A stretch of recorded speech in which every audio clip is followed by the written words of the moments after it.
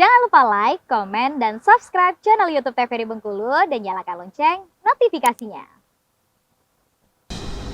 Balik lagi di Opini, obrolan pagi ini masih dengan tema yang sama, yaitu kurban menggapai takwa bersama dengan Ustadz Syahidin. Ustadz, tapi misalnya kita sudah punya niat nih untuk berkurban. Nah, tapi ada orang yang bilang kalau misalnya kurban itu nggak boleh jenis kelaminnya jantan misalnya, nggak boleh apa gitu. Sebenarnya kriterianya sendiri gimana nih Ustadz?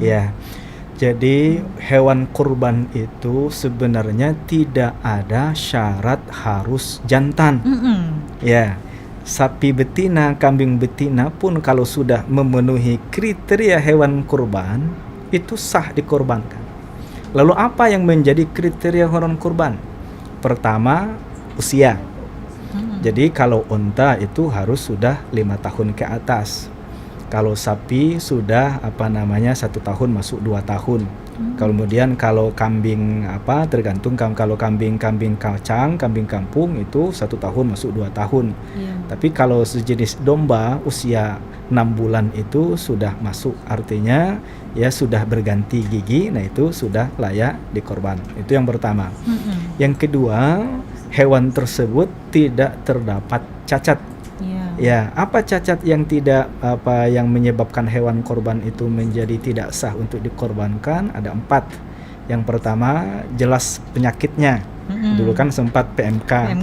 Itu kalau terindikasi kena penyakit PMK atau penyakit yang lain, ini tidak sah dikorban. Tidak sah ya, meskipun memang kalau di masyarakat masih bisa dikonsumsi ya, katanya masih bisa dikonsumsi, tapi tidak sah ya. Tidak sah. Kemudian berikutnya yang jelas buta, baik satu mata atau kedua-duanya. Kemudian yang ketiga, pincang, yang jelas pincangnya. Walaupun kakinya lengkap, tapi jalannya itu pincang, itu tidak bisa dikorban. Kemudian yang keempat, yang usianya sudah terlalu tua. Jadi susah kita untuk sumsumnya sudah habis, dagingnya sudah keras dan segala macam. Itu dihindari. Tidak ada syarat harus jantan. Memang sebaiknya berkorban itu dengan hewan yang jantan, baik kambing maupun sapi. Ini sebaiknya. Untuk apa? Untuk kelestarian hewan ternak itu sendiri. Kalau yang betina disembelih semua, nanti gimana perkembangbiakannya? Sih. Jadi makanya sudah teradat di daerah kita, berkorban itu harus yang jenis kelamin jantan. Itu. Oke, nah tapi mungkin dari Ustadz sendiri boleh didefinisikan atau digambarkan nih, sebenarnya kalau misalnya kita berkurban itu pahalanya sebanyak apa sih Ustadz di akhirat nanti? Jadi tadi di awal sudah kita sempat singgung tentang keutamaan ibadah kurban itu, bahwa hitungan pahalanya bukan per kali kita menyembelih. Kalau ibadah misalkan puasa, sekali puasa kita diberi ganjaran pahala. Misalkan ibadah sholat, sekali sholat kita diberi ganjaran pahala. Tapi untuk ibadah kurban ini, ganjaran pahalanya itu berdasarkan saking banyaknya, Rasul itu menyebutkan 1 bulu hewan kurban itu 1 pahala. Artinya tidak terhitung kita betapa besarnya pahala orang-orang yang berkorban di jalan Allah Subhanahu wa Ta'ala. Kemudian yang kedua, hewan korban itu nanti akan datang bukan untuk ditunggangi, seperti yang dipahami oleh sebagian masyarakat nanti akan jadi hewan tunggangan di surga. Tidak, tapi datangnya hewan yang kita sembelih itu nanti menjadi saksi di hadapan Allah Subhanahu wa Ta'ala bahwa kita telah mendekatkan diri kepada Allah lewat harta yang Allah titipkan kepada kita. Berarti sebenarnya momentum Idul Adha ini bisa dimanfaatkan oleh orang Islam untuk beribadah sebanyak-banyaknya. Apalagi Idul Adha ini kan ada di dalam 10 hari istimewa dalam sepanjang tahun, yaitu hari-hari mulai dari tanggal 1 sampai dengan tanggal 10. Sebenarnya semua amal ibadah yang dikerjakan di dalam waktu yang 10 awal Zulhijjah ini pahalanya melebihi orang yang berangkat berjihad di jalan Allah Subhanahu wa Ta'ala.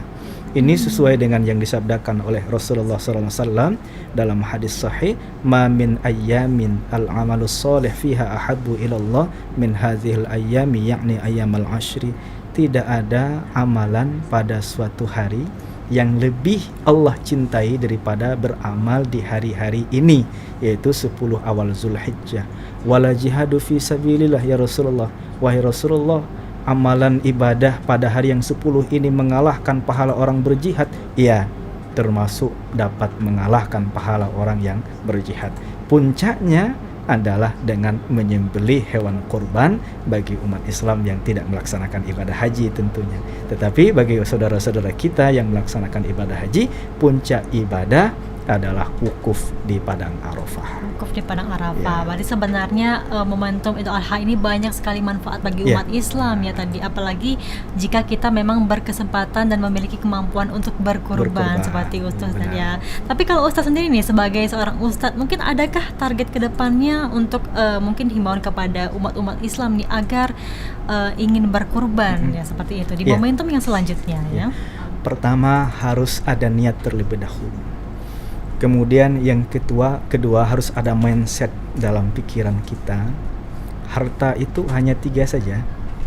Yang dipakai lapu, yang dikonsumsi ya itu menjadi kotoran. Apa yang diinfakkan di jalan Allah itulah nanti yang akan kita bawa ke akhirat. Itu yang kedua. Kemudian yang ketiga, karena ibadah kurban ini memang sedikit agak bagi yang ekonominya pas-pasan mungkin sedikit berat kan. Nah makanya harus direncanakan.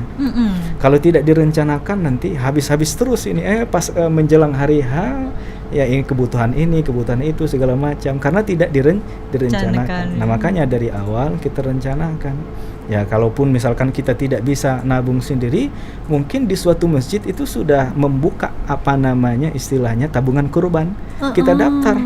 Ya mungkin untuk sekaligus mengeluarkan 2.500.000 kan berat bagi kita kan. Tapi kalau dicicil, misalkan 1 bulan 100 berapapun kita punya kelebihan kita tabung itu, nanti pas di akhir sudah terkumpul 2.300.000, sisa 200 lagi. Kan mudah bagi kita untuk mengeluarkan yang 200 itu. Intinya ibadah ini harus direncanakan. Karena kalau sekedar niat, sekedar keinginan tanpa ada rencana, karena ini ibadah yang berkaitan dengan harta, nanti pas hari H-nya kalau tidak ada uang 2.500.000 berat juga itu. Apalagi mikir anak pertama mau masuk sekolah ini, anak yang kedua mau kuliah dan segala macam, akhirnya nggak jadi berkurban. Kebutuhan lainnya ya Ustaz ya. Berarti lainnya. sama seperti kita misalnya berangkat ibadah haji ya, harus direncanakan seperti itu ya. Oke, memang berkurban ini bagi yang mampu dan memiliki niat ya Ustaz ya. Oke, terakhir nih Ustaz, pesan-pesannya kepada masyarakat nih terkait dengan momentum Idul Adha ini. Ya, Ustaz. Bagi kaum muslimin wal muslimat khususnya pemirsa TVRI Provinsi Bengkulu, pertama tahun ini kita dalam melaksanakan hari raya Idul Adha ya seperti sudah kita maklumi bersama terjadi perbedaan pelaksanaan sholat Id. Perbedaan ini tentu tidak lantas membuat kita saling singgung menyinggung, membuat kita terpecah belah dan segala macam. Kita hargai perbedaan ini, membuat kita semakin dewasa. Kemudian mudah-mudahan Idul Adha kali ini seluruh rangkaian ibadah yang kita lakukan ya mulai dari tanggal 1 sampai nanti dengan pelaksanaan sholat Idul Adha termasuk ibadah kurban yang akan dilaksanakan setelah selesai melaksanakan Idul Adha, mudah-mudahan ibadah tersebut diterima oleh Allah Subhanahu wa taala dan menjadi bekal terbaik kita untuk kehidupan yang panjang akhirat nanti. Oke, baik, terima kasih Ustadz ya sudah bersama kami di Opini Ustadz. Semoga kita bisa berjumpa lagi di lain waktu mungkin dengan tema yang berbeda ya Ustadz ya. Salam sehat Ustadz. Salam sehat. Wassalamualaikum warahmatullahi wabarakatuh ya Ustadz. Waalaikumsalam warahmatullahi wabarakatuh. Baik pemirsa, kami akhiri Opini pada spesial hari Idul Adha kali ini. Sampai jumpa di episode berikutnya. Wassalamualaikum warahmatullahi wabarakatuh dan sampai jumpa.